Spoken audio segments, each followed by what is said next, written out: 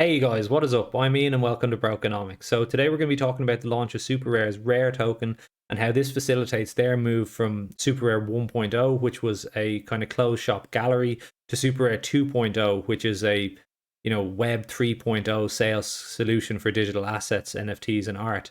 On their own platform, nearly $90 million worth of art was collected, $3 million worth of royalties paid. But in terms of where the digital art market and NFTs as a whole are going, this obviously pales in comparison to what the capabilities are going forward. And the entire idea behind this is to be able to scale Super Rare into something much, much bigger than it is currently. So in terms of that, basically scaling up, they looked at three fundamental areas that were necessary to rethink. Number one, the tools available to artists, collectors, and curators. Number two, where value accrues on the network. And number three, decentralized curation. So if we deal with number three first, in SuperRare 1.0, the core team handpicked and approved artists to mint their works. And this was the foundation of the kind of curated platform era, which was useful in helping bootstrap the early NFT market. But as the ecosystem has matured, it's clearly not the solution. So the way they're going to deal with this and how the rare token fits into it is that they're moving from this to a DAO based approach. So community driven, community voted. If you hold tokens, you'll have your say in what goes on in the network and what art or artists are allowed, and also on other kinds of proposals to do with the running of the network as well. In terms of the tools available to artists, collectors, and curators, so this is a really interesting one. On the product side, SuperRare 2.0 introduces the concept of spaces, and a space is like a storefront, a marketplace, independently run to foster a diverse ecosystem of curatorial voices and help artists receive as much promotion and sales support as they feel is necessary. So new spaces can be proposed to the DAO and voted on by token holders. If approved by the community, a new gallery space will be run with its own operating team, which could be a traditional art gallery, a DAO, an artist collective, or any other organization that curates and promotes art.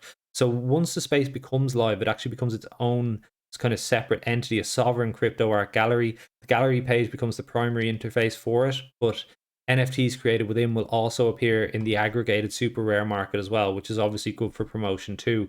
And in order to incentivize thoughtful curation and active participation, space operators can earn meaningful commissions on sales. So each space launches with a default 10% commission, and then 5% on top of that goes to the Treasury DAO, with 85% going to the artist. So you can see that in terms of the SuperRare 1.0 versus 2.0, the fee structure is the same, but where the fees go is different. Instead of it going directly to the team, it's the DAO. And obviously the team have their share of tokens as well. And this is the same on secondary market sales, where you could always introduce, what was it called, a royalty on your art when it was sold in the secondary market. So say you sold a piece of art for 2K, it goes up to 20K, but you have your 2% royalty. Now all of a sudden, that your art has become valuable, you can do quite well out of that. And the space approval process, again, as opposed to the old send an email into SuperRare with links to your socials. I believe like having a big social following was a big deal on SuperRare.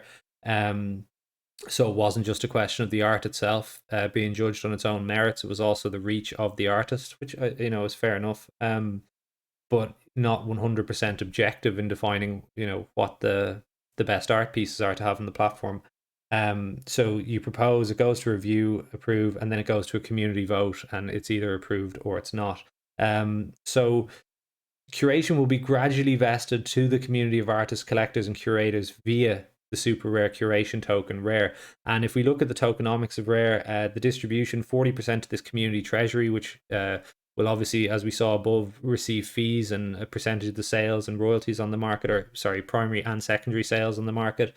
Super Rare Labs get just over a quarter. We have the rare drop here at 15%.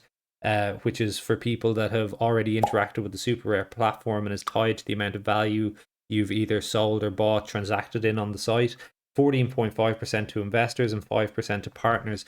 What I would say about this is that if super rare want to scale and they want to move to a more decentralized solution, perhaps there should have been a bit of appreciation there for the fact that a lot of people obviously are interested in digital art, goes without saying, but not all of them want to interact with such a centralized, or what was previously and still currently until they transition, a very centralized entity. So, maybe a public sale there would have been nice to onboard people who previously just didn't want to interact with a platform that held that kind of sway over what was valuable art and what wasn't. In terms of the release schedule, What we can clearly see here is after year one, a massive ramping up. I mean, year one, end of year one, we're looking at somewhere in the region 300 million tokens, bit more being in circulation, and at the end of year two, nearly 700 million. So, a lot of selling pressure is possible there. Obviously, not financial advice, just looking at a chart, but definitely something to look out for.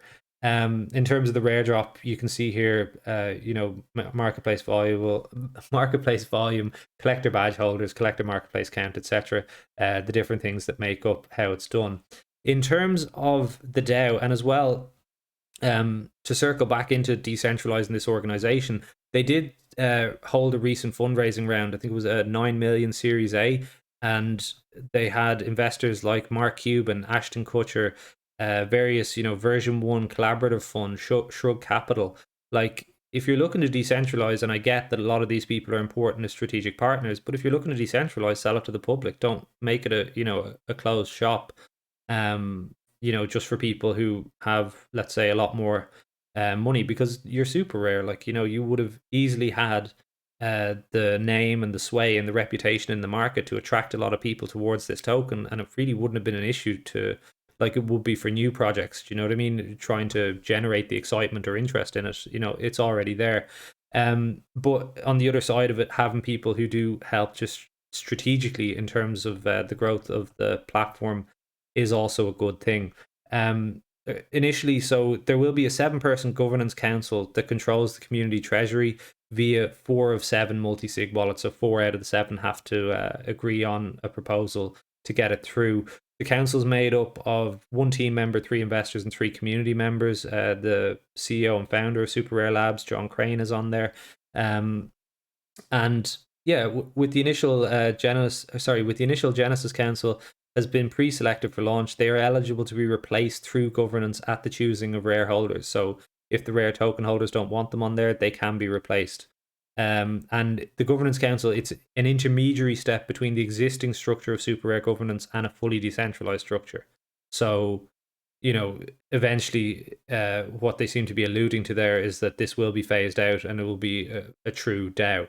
But as such, at the moment, they do exist. They are there, and it's not decentralized or won't be on launch. So in terms, that covers the 7-person council and the governance mechanics. In terms of the staking and curation, Rare will increasingly serve to incentivize participation. So this is a use case of the token inside of the network. With these incentives, while these incentives will not be live at launch, governance may vote to allocate Rare tokens as they see fit. This may include future liquidity and or staking programs as deemed valuable by token holders. So outside of the incentives post-launch, Rare will be used to aid the curation of SuperRare. Rare token will allow users to stake 2 different galleries, right? So to signal alignment, delegate votes, and access staker-only benefits, which could be fee sharing, art access, governance over galleries, etc. So these sort of secondary markets that are created on the SuperRare base, it kind of like reminds me a little bit of a parachain auction, right? Like you stake towards a project because you believe in it, and then that entitles you to get some benefits from the project itself that's building on Kusama or Polkadot, or in this case, SuperRare. Rare curation, though, will not be live at launch, though SuperRare is expected to give token holders the ability to participate in curation activities in order to earn incentives and commissions in future iterations of the platform. So in terms of the idea, it's really cool. In terms of scaling up, I guess, it's risky for a platform that was already doing really well, but obviously I think as well, could be a little bit of fear in being left behind in this space. And in terms of the token, I mean, the post year one pop in circulating supply, as well as the fact that actually currently there's not really that much utility to it in terms of it not being a true DAO and the staking and curation incentives not currently being active. If it listed tomorrow, the token wouldn't be for me as of yet. I'd want to see those functionalities come into play. But definitely something, given the reputation that SuperRare built, the quality of art that they've had, and some of the names as well, in terms of the strategic investors and stuff that are behind this, and the previous success of the team, that I will definitely be keeping an eye on and is something on my radar. So yeah, general thoughts, not financial advice. If you want Alex's NFT, check him out. He's on Insta as well. It's in the description. Subscribe to the channel, and cheers, lads. Good luck.